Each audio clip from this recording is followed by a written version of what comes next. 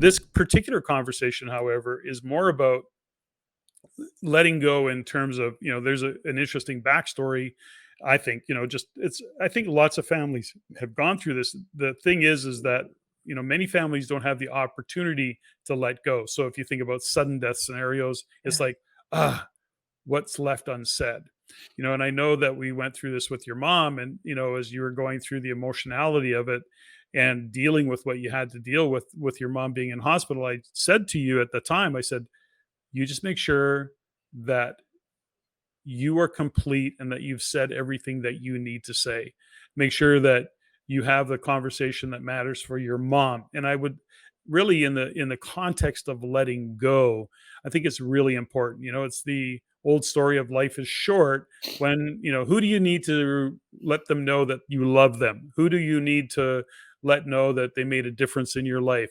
What have you been procrastinating on in a conversation that would be meaningful to somebody else because maybe you're uncomfortable with it? The point is that, as your dad has gone through what he's going through, my mom's 95, she's still sharp as a tack. But, something, when I talk to my mom, what I've really become present to is making sure that I have really open conversations with my mom. And, they're fantastic. I mean, we really, she's so amazing anyways, but we have really meaningful conversations.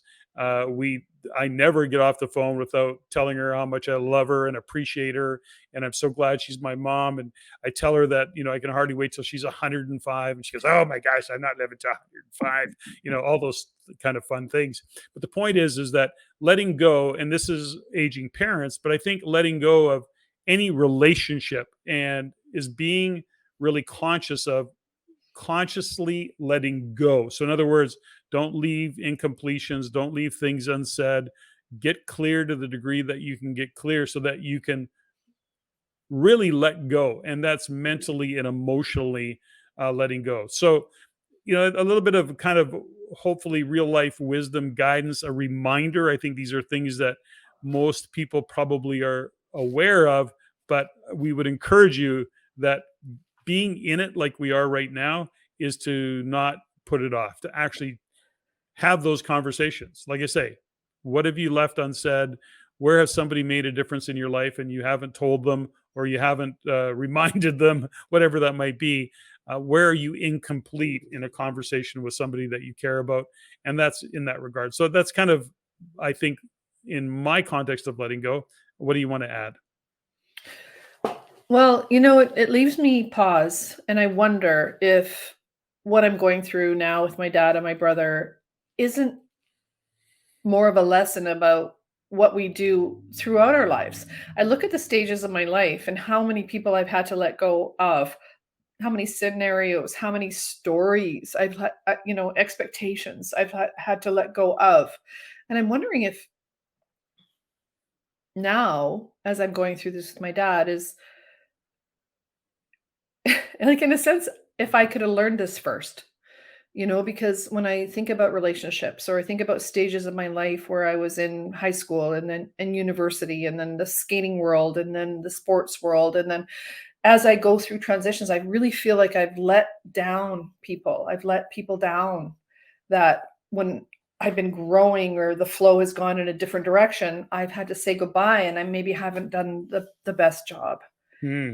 That's a good point. So you moved on because that was the scenario, whatever happened, you moved on, but that's more about letting go. I think that's more about incompletion. But if you don't feel complete, then you didn't let go in a kind of a thoughtful way, a mindful way. Is that a fair statement? Yeah, I guess, but in some ways, I look at my life and the way that I set goals and set intentions is that my life, the trajectory that my life goes on, is that there are people that I have to let go of, and I want to bring them with me. Like, I want to, make sure that everybody comes, and I want to put them all in my backpack and take them to the next stage. And sometimes I just can't. Hmm. Whether it's they don't want me to be that successful, or they don't want me to be going where they can't go, and I have to be peaceful with being able to let go. And I have to be peaceful with being I mean, I look at, oh my gosh, like all the stages of my life, of my friendships, and the people that I was in their bridal party, and I was at their birthday and planning their things and going forward. And I have no remorse. I have no animosity to any of those stages. All I have is love. But I've had people come back to me over the last few years and say, you left me, or you did this, or you did that, or why did you do that, or you're this person and you left, you were aggressive. And I'm like, you know what? That is never my intention. When I think of letting go with love and with grace, and when I see people going to their next level or to whatever's next in their life, I want to do that with grace and I want to do that with respect and with love. And I'm hoping that happens with me, but I'm finding that it isn't always that way. So that's because I think as we get older, these things, we got all these years of history. So the point I guess that I would want to make in this particular case is just to be conscious of letting go. And if you're moving on, great. That's what happens in life. Friends are not all friends are long. Lots of friends are long term, but friends come, friends go, as we've learned. They help us through different phases of our life, and we're part of theirs, they're part of ours. And then, yeah, things change and just Well, we fade away. it's funny, one of the things that my mom taught me when it comes to relationship, and this has gave me ton of comfort, is that everybody in our life comes to us for a reason, a season, or a lifetime. Mm, And, for you, you're my lifetime. You're stuck with me. But ultimately, is that there was a reason that many people came into my life and then I came into their life. There was a reason, a learning, a lesson, something that was happening, and then they sure. naturally had to go. And then there was a season. Mm, I look at my former business partner, there was a massive season that we were blessed to have in business together.